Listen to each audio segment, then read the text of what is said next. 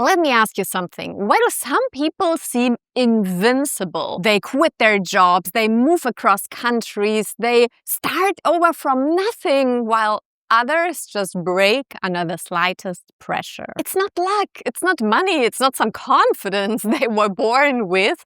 It is mental strength. The courage to move before you feel ready. And most people never build it. They go through life avoiding discomfort. They are chasing the quick fixes and they are wondering why everything feels so hard. But not you.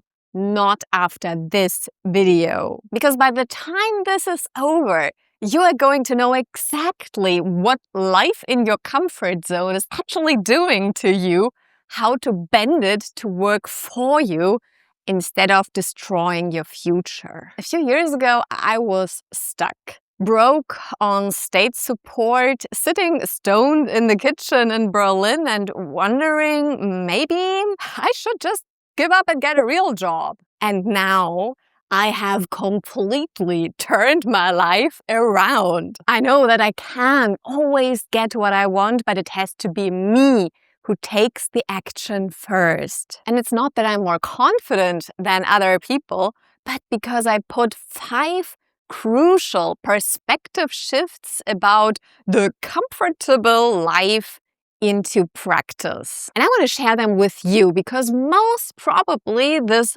comfortable life actually sucks. Let's get into it. Number 1, and this one is scary. Your comfort zone isn't just sitting there waiting for you to do something and hugging you comfortably until then. It's shrinking actively. Every day you stay inside doing nothing new, it gets smaller and smaller and smaller without you noticing. And maybe you are in that phase somewhere in your life right now.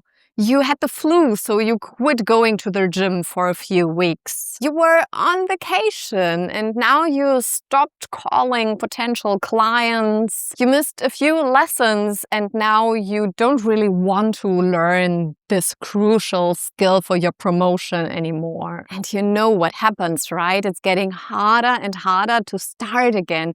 You need so much more courage to do the first step. And I know how this feels so well. In 2018, I just started my business working as a systemic coach. I had clients, I gave trainings, everything felt so alive and I was full of passion and enthusiasm. And then the pandemic hit. I lost all my clients overnight. And instead of fighting for it and standing up for myself, my energy and enthusiasm was just gone. The whole world shut down, so it's okay if I'm just sitting on the couch, binging anime, snacking protein bars, getting high all day, not talking to anybody like a real winner. And within a few months, things that were so easy for me before, like connecting with other people digitally at least, felt like climbing a mountain in high heels. Impossible. I became really soft and anxious, kind of fragile. My mind had become really weak because I hadn't challenged it for months. That is the comfort zone shrinking around you without you noticing it until it's too late. You know, sometimes the comfort zone doesn't feel like a cage.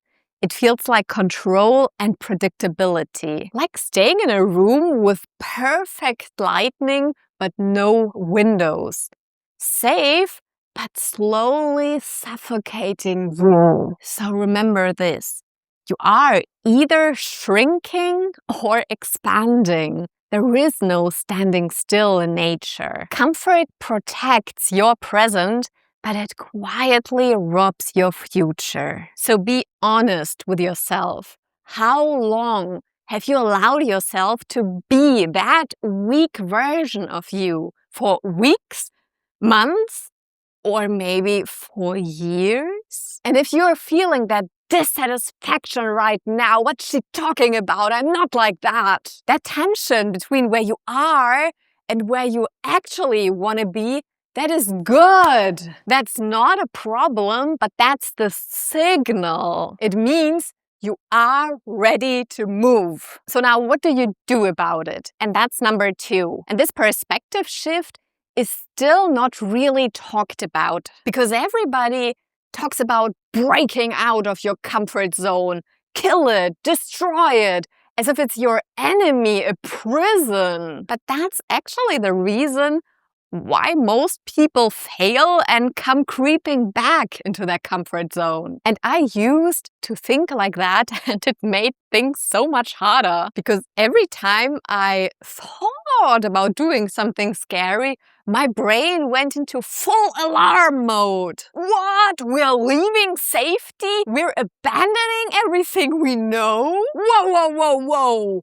Easy, tiger! No wonder it felt impossible to do even the smallest things. But what if you're not leaving anything? What if you have all the safety, all the comfort inside, but you're just making your comfy room even bigger? Because this breaking out and killing sounds like a huge one-time event. It sounds like you escape and then you're done and suddenly you are this confident person. But that's not how it works. It's about expanding, something you keep doing. And your comfort zone is elastic, just like your favorite sweatpants. It stretches over time and gets bigger and more relaxed. So it gets easier and easier and easier to do those previously hard things. Because you don't ever leave your comfort zone somewhere back when you start moving.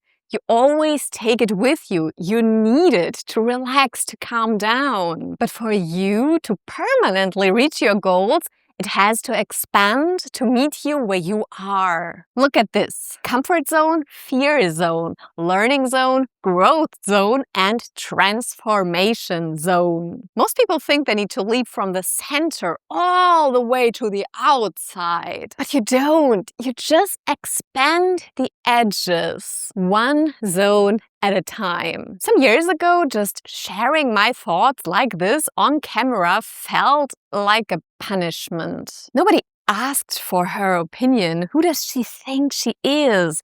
Everybody will laugh. That's so cringe. And today I can't help but to encourage people to be bold, courageous, and do their own thing. Whether it's random strangers on YouTube or my friends. You, of course, are my friends as well, right? Same person, but the comfort zone I have now grew so much bigger to meet my new version. But be careful. In which direction do we want to expand? Because you shouldn't grow in all the directions at once. You need to know where to aim. And that is where the next one comes in. Number 3, know which fear to follow. Because not all fear means the same thing. But most people can't tell the difference because they all feel intense, like fear. There is this fear that says, don't pet the angry poodle, Marty, are you stupid? That's danger. Your brain is doing its job. Listen to that one. And then there is this fear that shows up when you think about doing something different, something new, having a hard conversation, changing something in your life. Your heart is pounding, you have sweaty palms, and there is this voice in your head. Abort! Abort the mission! It feels the same in your body, but it has a completely different meaning. One is protecting you from danger, that's great, but one is protecting you from growth. And you can't tell them apart. Danger, you just want to get away, no debate. I'll come back when you calm down, doggy. But growth fear is like a sneaky little gremlin. It doesn't show up and announcing, Guten Tag, ich bin Angst. It shows up sounding very reasonable, very logical.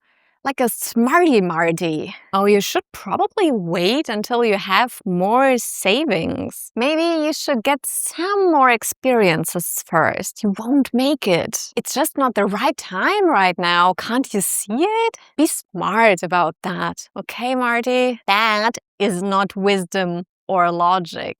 That is fear wearing a very reasonable costume. When I decided to leave Berlin and Germany after the pandemic, every logical part of me was losing it. You're stupid, Marty. You have no money, you have no plan, you have no clients.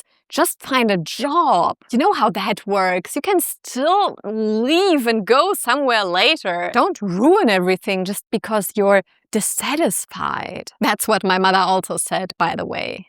But I couldn't stop thinking about it. I couldn't stop researching places to go. Couldn't stop imagining what it feels like to really start fresh.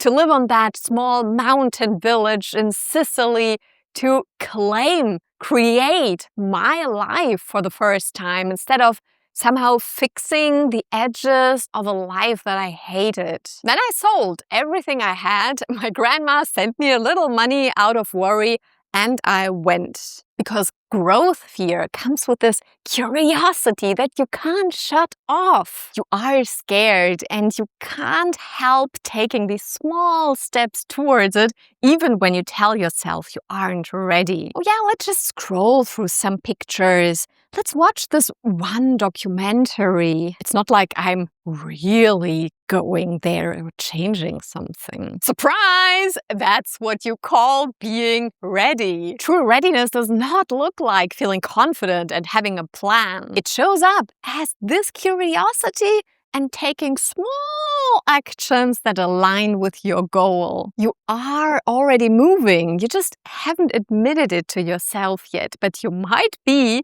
more ready than you think. All right, now you know your comfort zone is shrinking. You know the direction where you continue acting towards. And now you need to know how to really make it work permanently. And that's number 4. Stay in the game. Because the moment you think about quitting is the moment it actually begins. Most people think the hard part is starting, but it's not. It is day 15, day 55, day 73. Because from those few people who had the courage to start, most of them will quit when it gets really tough. And it will. When the excitement is gone, the dopamine wears off, nobody is clapping for you anymore. This urge to just back out is the comfort zone calling. The old beliefs that you at least know, the suffocating safety of doing things the old way. But if you do what you've always done, you will get what you've always gotten. And if that's what you want, fine, do it. Just go on living your old life and turn this video off. But if you want to permanently change your life, you don't need willpower or motivation, but the commitment and discipline to keep learning. Commitment means the debate with the comfort zone is over. You're not asking, should I anymore? You decided. It's done. The only question is how to keep going. And this is what the learning zone actually looks like. Not Instagram-worthy growth,